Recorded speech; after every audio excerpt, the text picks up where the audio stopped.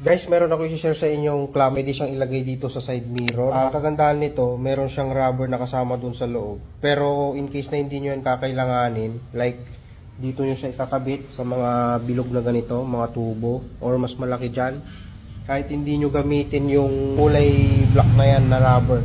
Ilagay ko yan kasi medyo flat kasi itong side mirror ng motor natin. Pero ang isang nagustuhan ko dito guys, pwede mong palitan. Ayan o. Ito yung CP holder.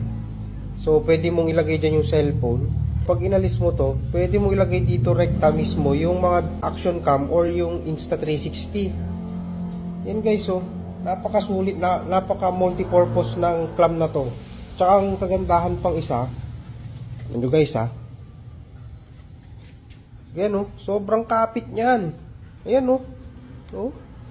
Kaya niyang alugin yung buong motor. Yan oh. Kaya kung sakaling kailangan mo din to at nagmo-motovlog ka or gustong mag-video sa mga ride mo, wala ka pang holder dyan sa mga ginagamit mong cellphone or camera, I recommend Telesin na ganitong clamp. Sobrang sulit nito guys, promise. Tested ko na yan. Kaya kung sakaling naghahanap ka ng phone holder or camera holder, Telesin na ganitong clamp, subok na.